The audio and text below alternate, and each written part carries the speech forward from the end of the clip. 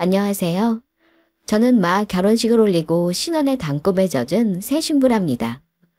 사실 신혼이라는 게 그렇잖아요. 괜히 보기만 해도 좋고 설레고 부부라는 이름으로 묶여있다는 사실에 새삼 기분이 야릇해지고 함께 이 험난한 인생을 살아가게 될 든든한 동지를 만난 기분에 들뜨고 저도 그래요. 아무리 나이가 들고 세상의 쓴맛을 알게 된 지금도 그런 새록새록한 기분이 드네요. 실은 제가 새 신부라기엔 나이가 좀 있고 어폐도 좀 있어요.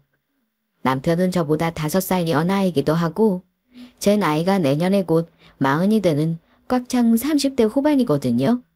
아무리 요즘 늦게 결혼하는 추세지만 결혼이 너무 늦었다고요? 아, 솔직하게 말씀드리자면 전 이번이 두 번째 결혼, 즉 재혼이랍니다. 3년 전에 아주 커다란 전쟁을 한편 거하게 치르고 이혼이라는 걸 했거든요.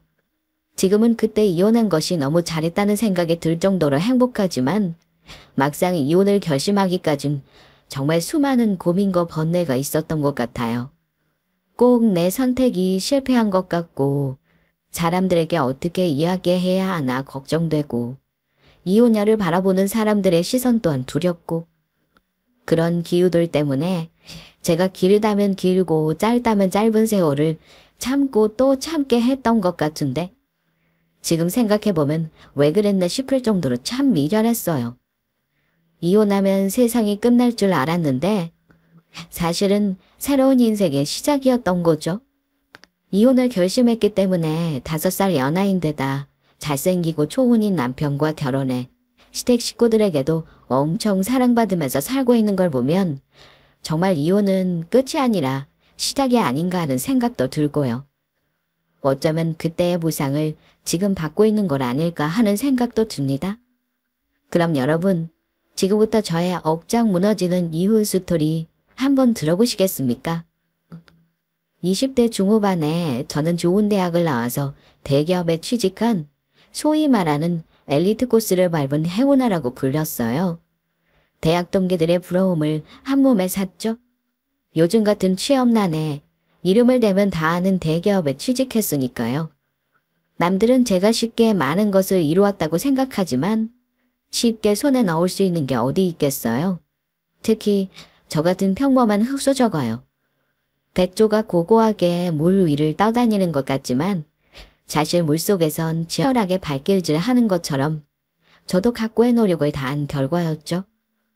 전 남편과 인연이 닿았던 그날도 마찬가지였어요.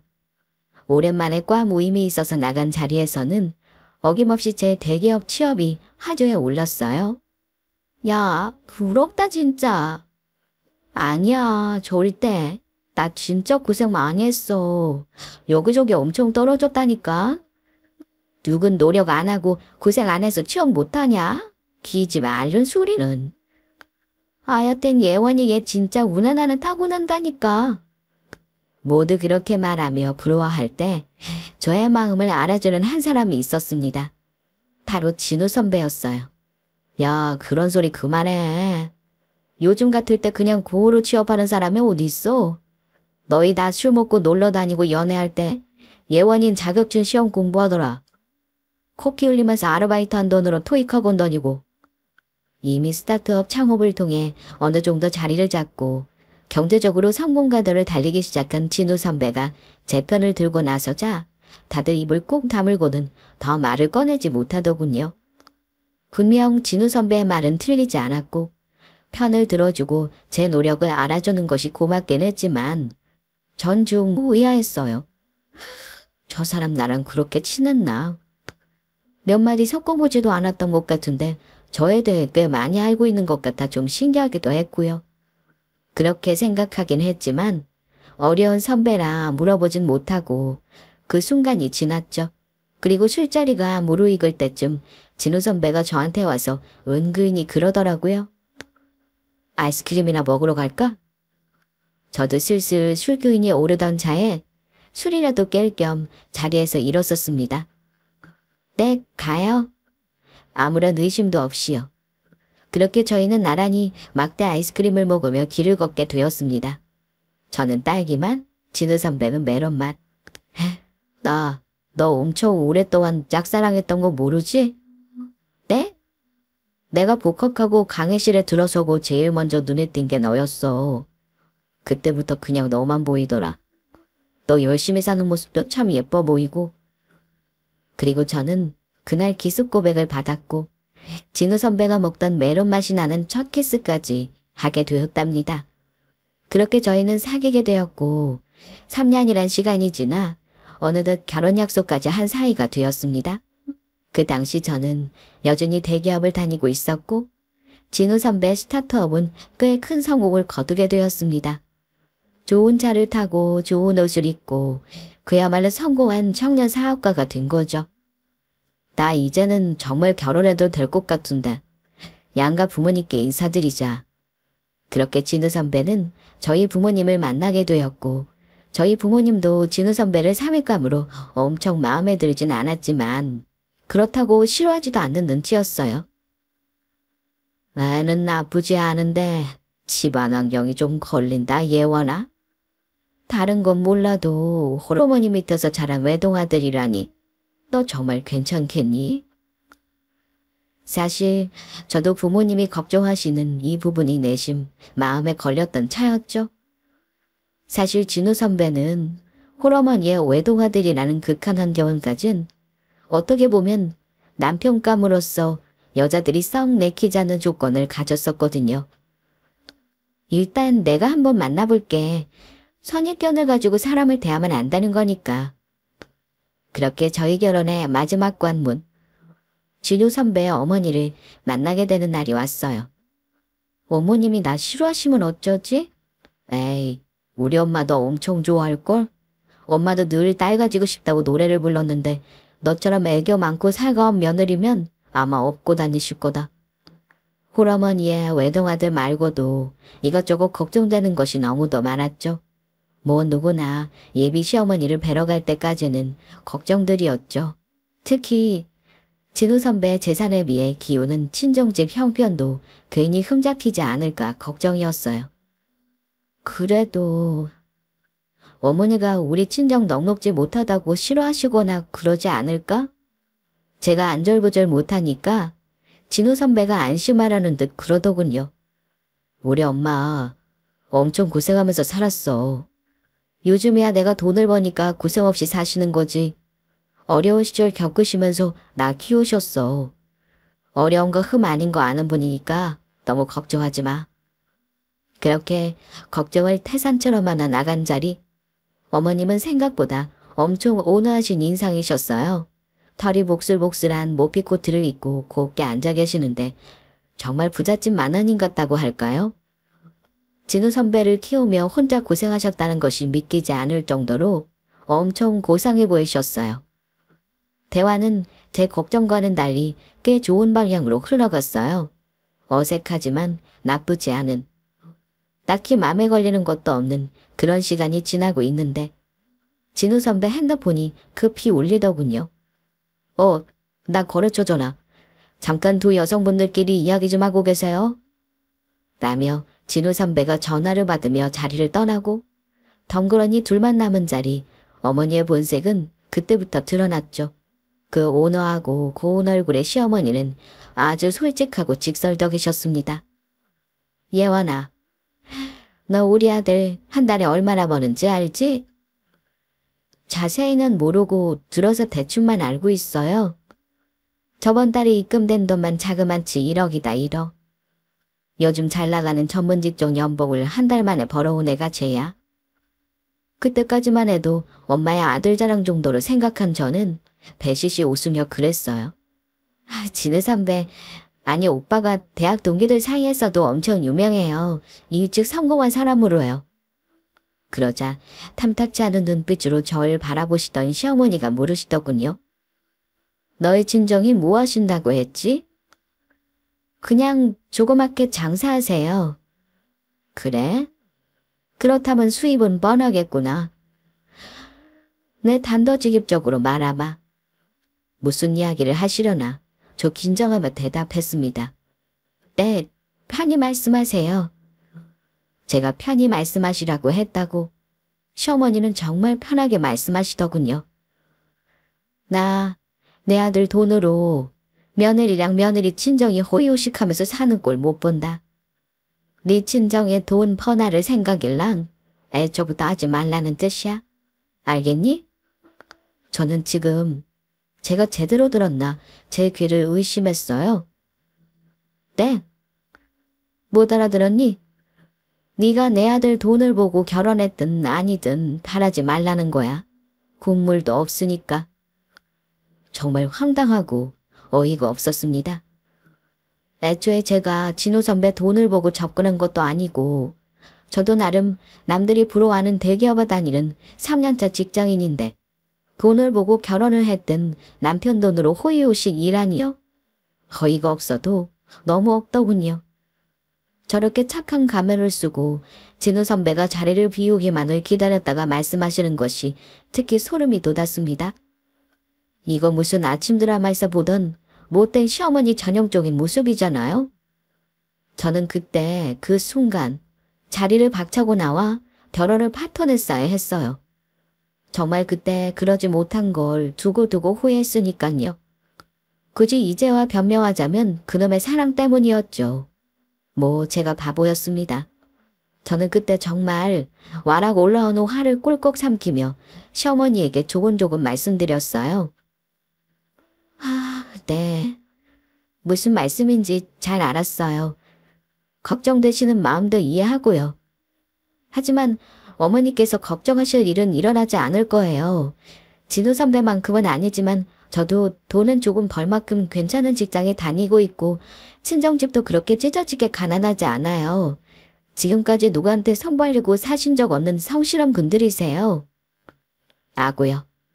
그러자 시어머니가 가소롭다는 듯 빅 웃으시며 그러시더군요. 그래? 그 말 꼭 기억하마. 네가 그렇게까지 이야기하니 헌정계약서 같은 건 안 쓰는 거로 하마. 그때 때마침 진호 선배가 통화를 마치고 돌아오지 않았다면 정말 혼전계약서라도 쓸 기세였죠. 결혼을 앞두고 저는 이 일을 그냥 묵고 할 수만은 없다는 생각이 들더군요. 그래서 집으로 돌아가는 게 진호 선배에게 어머니와의 대화 내용을 모두 털어놨습니다. 그 이야기를 다 들은 진호 선배가 아연실색하며 말하더군요. 우리 엄마가 에이 그런 뜻으로 한 말이 아닌데 전부 오해해서 들은 거 아니야. 그럼 내가 지금 거짓말한다는 거야. 아니 그런 게 아니고 혹시나 말 뜻을 잘못 오해한 게 아닌가 해서. 저는 아주 단호하게 진우 선배에게 제가 결심한 내용을 말했습니다. 오해든 아니든 그런 말씀 하시는 거 좀 불쾌해. 그러니까 우리 결혼해도 돈 관리는 각자 따로 해. 진우 선배는 잠깐 서운한 기색을 보이다가 이내 저의 뜻을 받아들였습니다. 뭐 그래. 난 사실 아무래도 좋아. 고부 사이에 돈 이야기로 불편해지는 건 더 싫고. 그러니까 네가 그게 편하면 그렇게 하자. 그렇게 결혼을 진행했어요. 그런데 처음 제 걱정과 달리 어머니는 딱히 시집살이를 시킨다거나 구박을 한다거나 하진 않았어요. 다만 돈 문제엔 예상했던 것보다 훨씬 더 예민하셨죠. 그건 저희의 신혼집에 가구와 가전이 들어갈 때도 마찬가지였어요. 사실 저 결혼할 때 친정집에는 모자란 살림에도 저 기죽이지 않겠다고 무리해서 좋은 가전과 가전을 해주셨거든요. 물론 제가 그간 모아두었던 돈도 못했고요. 우리가 같이 쓸 건데 꼭 네가 다 할 필요 있어? 진우 선배가 그러더군요. 그래서 제가 결연하게 그랬죠. 이건 내가 다 할 거야. 혹시 이혼하면 내가 가져가지 뭐. 제가 마음에도 없는 못된 말을 하자 진우 선배는 서운한 기색을 감추지 못했어요. 야, 너 무슨 말을 그렇게 해? 말이 그렇다는 거야. 집도 선배가 했는데 혼수까지 선배가 하면 자기 어머님이 뭐라고 생각하시겠어? 저는 고집을 꺾지 않았어요. 아무래도 시어머니의 그 말이 계속 뇌리에 남아서 사라지지 않았거든요. 마치 가시가 박힌 것처럼 거슬거리더라고요. 게다가 남편이 집을 해오는 만큼 혼수는 제가 해야겠다는 생각도 있었고요. 그렇게 신혼집이 꾸며졌습니다. 결혼 닷새 전이 되어서야 모든 가구와 가전이 들어왔죠. 그리고 그날 저녁 시어머니가 신혼집이 궁금하셨는지 달려오셨더군요. 어머, 집 좋다. 가구도 엄청 비싸고 고급스러워 보이네. 세상에 이 가전, 이번에 새로 나온 신상품 아니니? 하시더니 저를 흘리 쳐다보며 덧붙이시더군요. 꽤 비쌀 텐데? 너네 집 가난하다면서 이 돈이 대체 어디서 났니? 라는 의심의 목소리가 들리는 것만 같았죠. 그 후에도 시어머니는 꼭 자신이 살 집처럼 그렇게 가구와 가전을 꼼꼼히 보시고 브랜드까지 확인하셨어요. 진우 선배는 대수롭지 않게 생각했지만 저는 아니었습니다. 이것도 자기 아들이 산 거 아닌가 의심할 것 같다라고 생각했는데 아니나 다를까 시어머니가 저를 따로 불러내선 가슴에 팔짱을 단단히 끼시고 따지듯 그러시더군요. 저 훈수, 정말 네가 다 했니? 그럼요. 저희 친정집이랑 저랑 돈 모아서 했어요. 저도 질세라 당당하게 말했죠. 그렇게 말씀드렸는데도 불구하고 시어머니는 의심의 눈초리를 거두지 않으시며 손바닥을 제 앞으로 내미시더라고요. 그럼 산 거 카드 명세서 좀 보자. 기가 찼습니다. 정말 이 표현 말고는 다른 적당한 표현이 없네요. 정말 말 그대로 기가 제대로 차더군요. 어머니, 제가 어머니께 거짓말하겠어요? 하며 친정집에 연락해 카드 명세서까지 모두 확인했습니다. 아주 꼼꼼하게 프라이팬 가격까지 모두 대조하신 어머니는 이거 진우한테 뒤로 돈으로 받은 건 아니지? 라고요. 어떻게 생각의 회로가 그렇게 흐르죠? 저는 황당해서 눈을 치켜뜨고 그랬습니다. 아니에요. 그래. 그럼 이번엔 믿음아. 다시 한번 말하지만 결혼했다고 재산 같이 나눠 쓰고 돈 함께 쓰는 거 아니다. 알겠니? 정말 기이하지 않을 수가 없었어요. 무슨 돈에 대한 강박도 아니고 저렇게까지 생각하시는 이유도 저렇게까지 불안해하시는 이유도 도무지 이해가 가지 않더군요. 그래서 저는 그날 밤 진호 선배에게 넌지시 물었습니다. 어머니 혹시 돈 때문에 고생 많이 하셨어? 엄마? 그렇지. 진우 선배의 말은 그랬어요. 진우 선배 10살 때 시아버님이 갑자기 사고로 돌아가시고 보험금이 나왔대요. 꽤 큰 돈이었고 남겨진 두 식구가 가게 하나 차리고 걱정 없이 먹고 살 정도는 되었었대요. 그런데 그걸 진우 선배의 친할머니가 빼앗아 가셨다는 거예요. 넌 내 아들 목숨값으로 호요식하려는 건 아니겠지? 하면서요. 시어머니는 눈앞에서 말 한마디 못하고 그 돈을 빼앗겼고요. 그 후 집은 정말 가난했대요. 당장 입을 것도 먹을 것도 없었다나 봐요. 그래서 시어머니가 식당 주방에서 일하시며 진우 선배를 키웠는데 그마저도 월급이 6개월 밀리게 되고 결국 식당이 망해버렸대요. 그리 수입 없이 6개월을 버텼으니 집안 꼴은 말이 아니었겠죠? 빚도 늘어나고 너무도 궁핍해지면서 진우 선배 대학 다닐 때까지도 어머니가 엄청 고생하셨다더라고요. 우리 엄마가 입버릇처럼 그래. 내 돈은 내가 지켜야 한다고.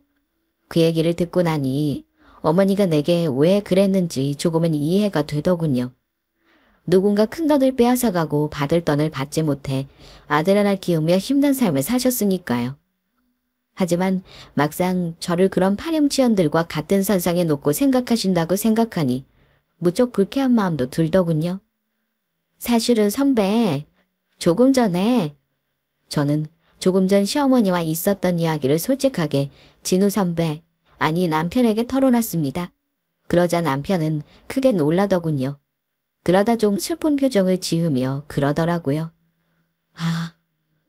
처음에 우리 엄마 만날 때 있었던 일도 내 오해가 아니었구나.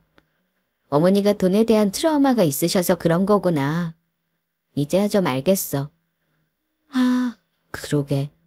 너한테 너무 미안하고 창피한데 또 한편으론 마음이 너무 아프다. 그제야 제 말을 곧이곧대로 믿더군요.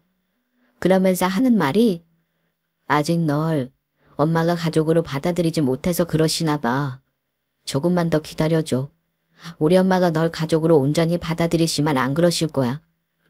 정말 미안해. 그래, 노력해볼게. 저도 사연을 몰랐을 때는 그냥 이해도 안 되고 믿기만 했는데 그 이야기를 듣고 나니 시어머니를 생각하는 마음이 조금 달라지긴 하더군요. 시어머니가 저를 경계하지 않게 노력해봐야겠다는 생각도 들고요. 그렇게 결혼식을 올리고 저희는 법적으로도 한 가족이 되었습니다. 그러나 시어머니는 나아지기는커녕 조금씩 더 심해지셨어요. 저희가 선물이라도 사가지고 가면 이건 누구 돈으로 산 일을 가장 먼저 물어보셨습니다. 그리고 제가 새 물건을 가지고 있는 것 같으면 이거 진우가 사줬니? 얼마 주고 사주지? 아, 넌 그걸 또 넙죽 받았니? 라고 물으며 일일이 단속하시고 꾸중하시는 게 일상이었어요. 그래요. 그래도 거기까진 저도 이해하려고 노력했습니다. 그러나 이 일은 지금 생각해도 어이가 없는데 가끔 아무도 없는 저희 신혼집에 불시에 찾아오셔서는 제 옷장이며 화장대를 허락도 없이 열어보셨습니다.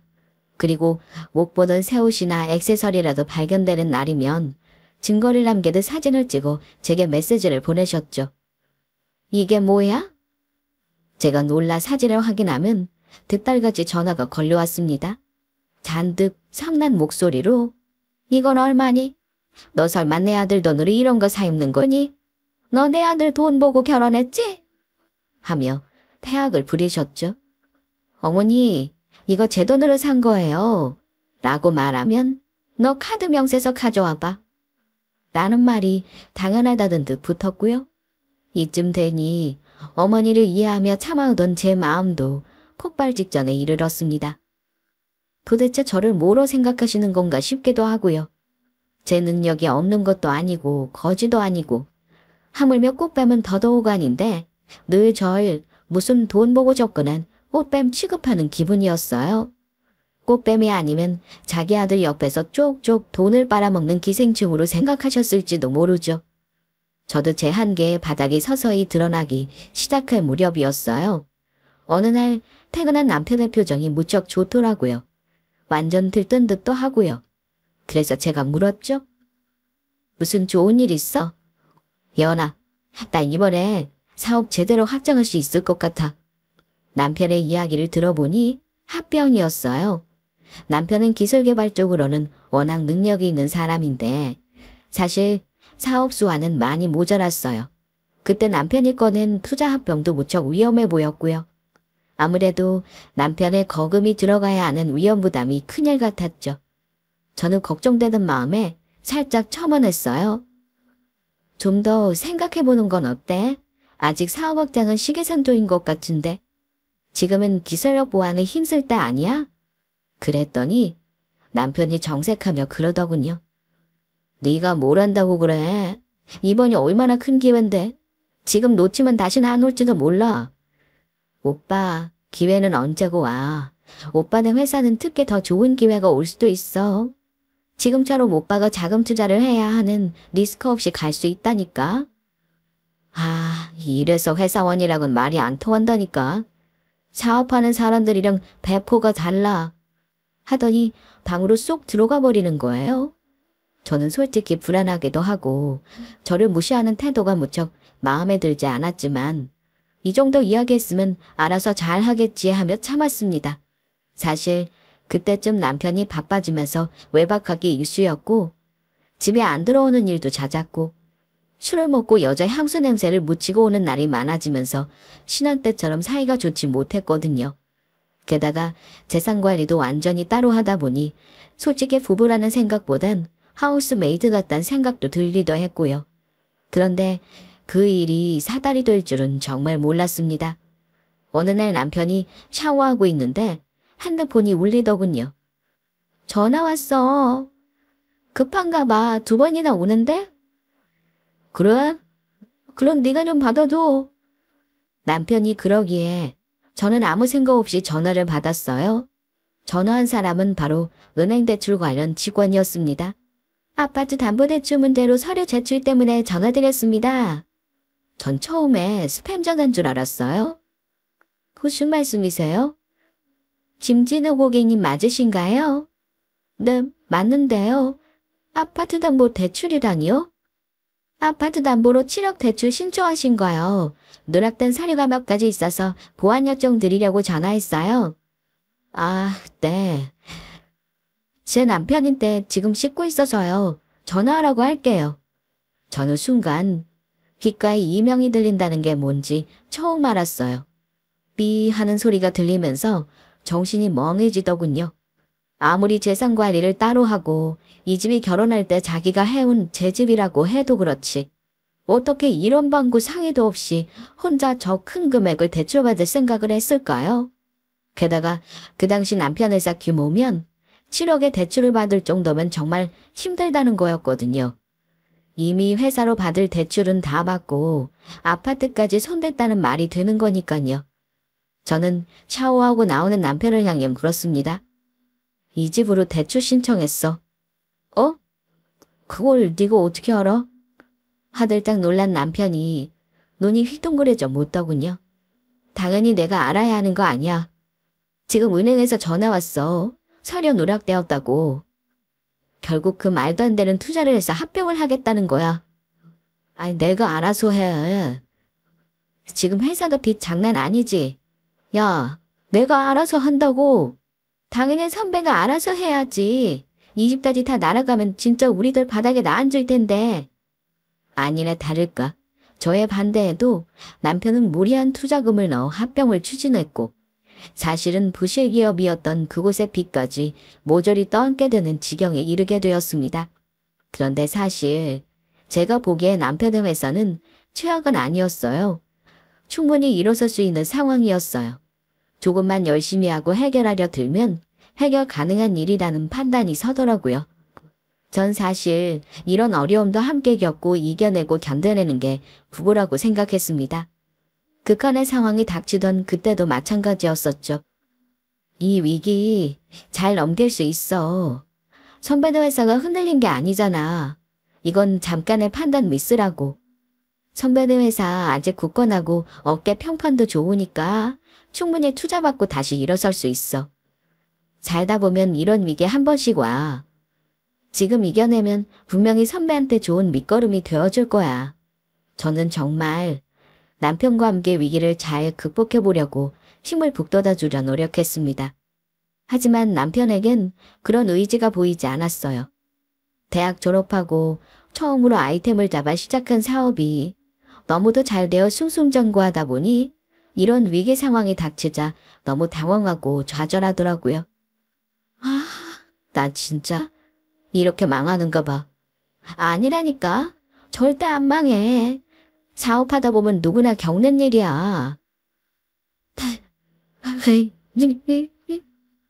결국 제 앞에서 울음을 보이더군요. 저는 따뜻하게 안아줬습니다.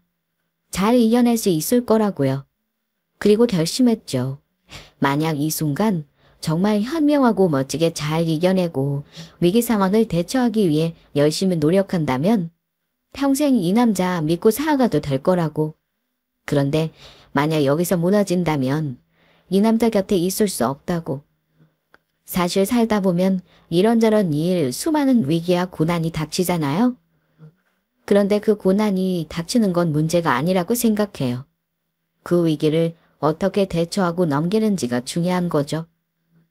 곧 아이도 생기게 될 거고 한 가정의 가장으로서 이런 위기쯤 이겨내지 못하더라도 이겨내려고 발버둥은 쳐야 한다고 생각했거든요. 저는 남편의 모습을 지켜보자라고 생각하고 잠을 청했습니다. 하지만 쉽사리 잠이 오지 않더군요. 이런 큰일은 처음이라 저도 실은 너무 두렵고 무서웠거든요. 그런데요, 세상에, 다음날 저녁에 저 혼자 집에 있는데 시어머님이 찾아오셨더군요. 집 담보로 대출받은 걸 어떻게 하시고 득달같이 달려오신 거예요. 물론 그 대출을 제가 받자고 꼬셨다고 생각하시는 모양이었고요. 예?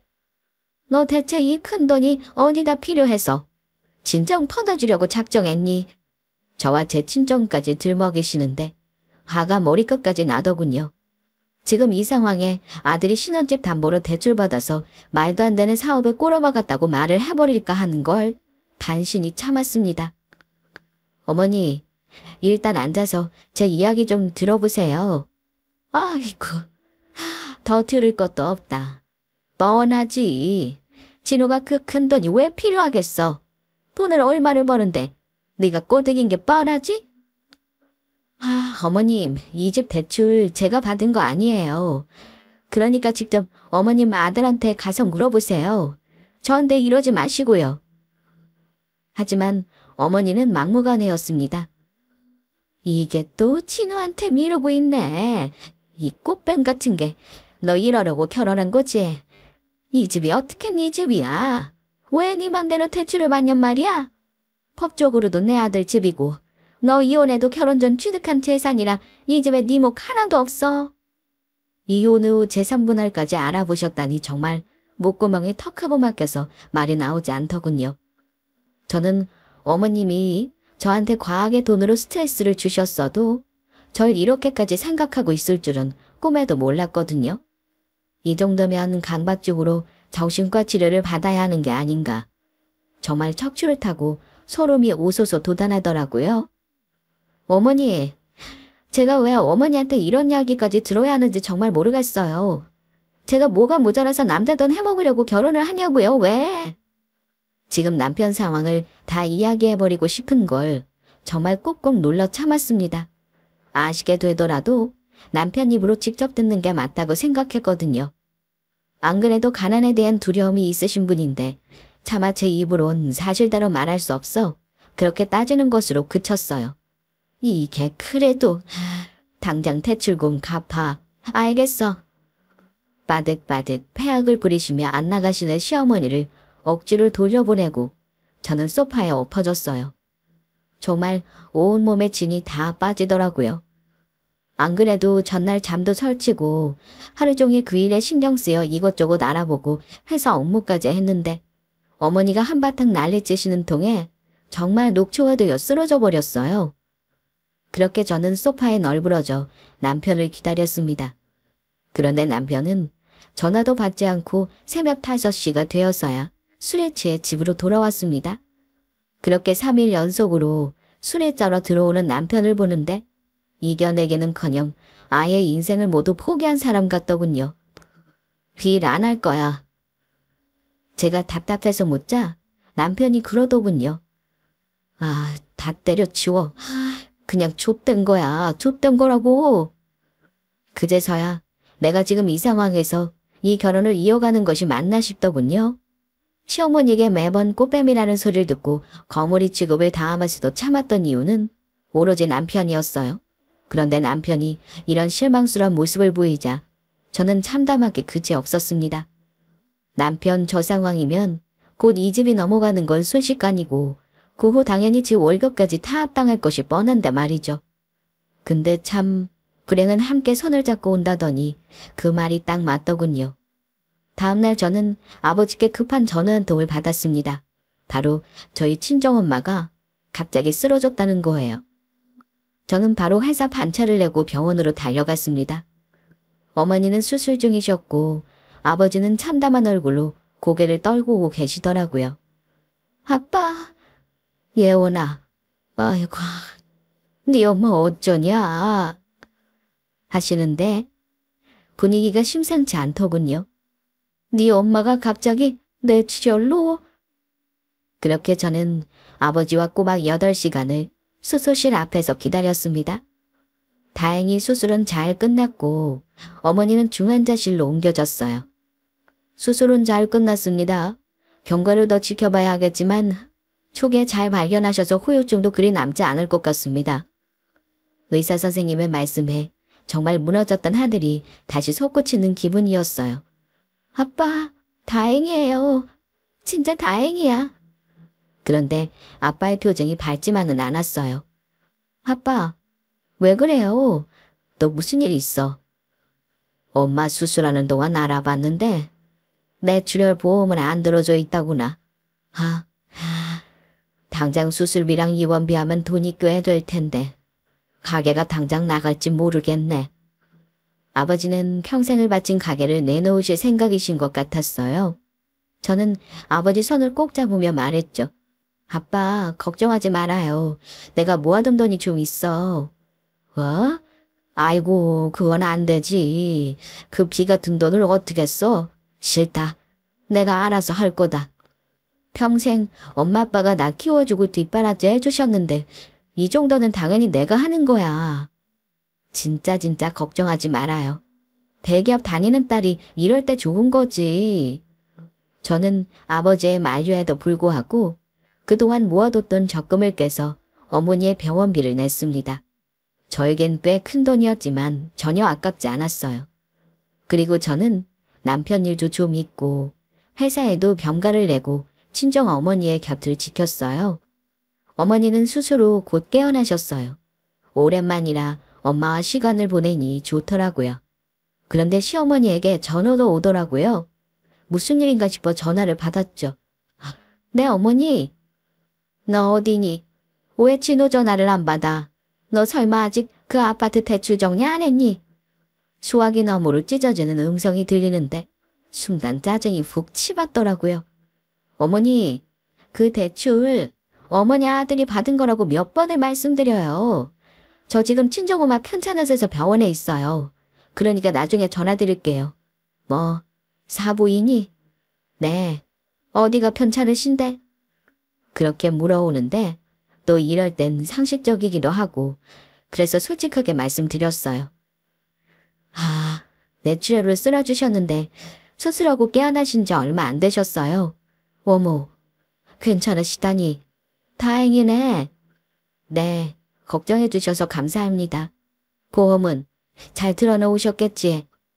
걱정되어 모르시나 싶어서 저는 또 솔직하게 말했어요.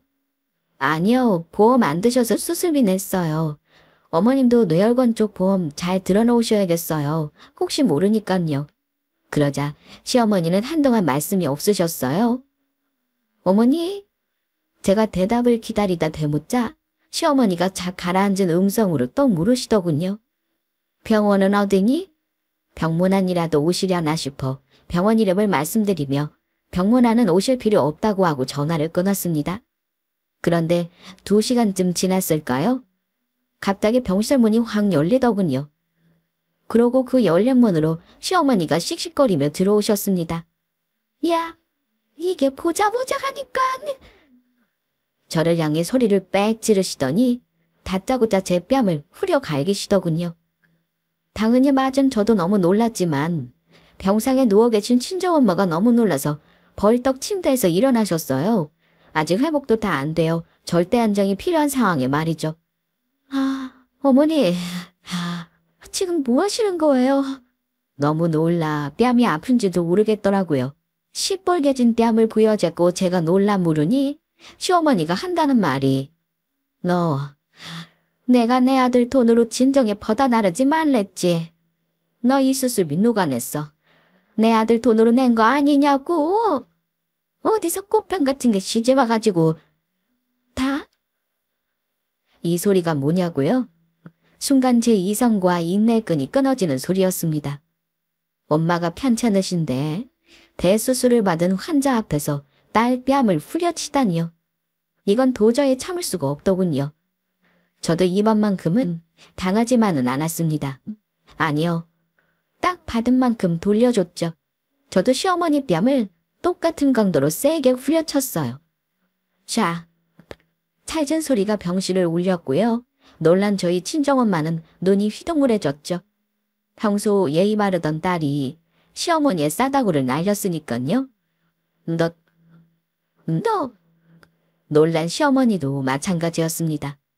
저는 말문이 막힌 시어머니를 향해 어금니를 빠득 씹으며 말했습니다.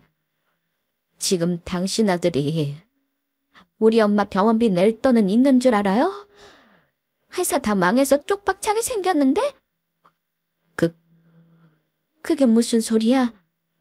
당신 아들 아파트고 차고 회사고 다 넘어가게 생겼다고요. 내 월급까지 타압당할 지경이 왔는데도 내가 참고 살았는데 뭐 꽃뱀? 말이면 다인 줄 알아요. 그게 무슨 말도 안 되는 소리야. 우리 아들이 얼마나 잘 나가는데 한 달에 1억 넘게 번다고? 그것도 다 옛말이죠.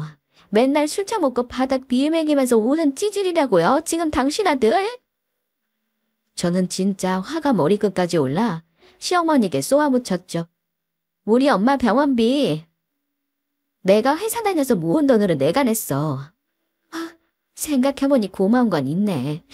당신이 처음에 만나던 날 우리 아들 돈 빼먹을 생각하지 말랬죠? 그래서 우리 돈 관리 따로 했거든요. 그거 아니었으면 나도 같이 쪽팔 찰 뻔했네. 제게 맞은 뺨을 두 손으로 감싸줄 시어머니가 힘없이 바닥으로 주저앉더군요. 말해도 안 돼. 저는 곧 울 듯 울먹이는 시어머니를 향해 조용히 비수하며 뇌거렸습니다. 말 안 될 거 없어요. 이거 다 자업자득이니까. 사람 힘들 때 버리는 거 아니라고 생각해서 꼭꼭 참아왔는데 당신 하는 짓 보니까 도저히 안 되겠다. 당신 원하는 대로 꽃 빼면 물러나 줄 테니까 두 분 영원히 행복하세요. 정말 그 어려운 줄 알았던 이혼이 참 쉽더군요.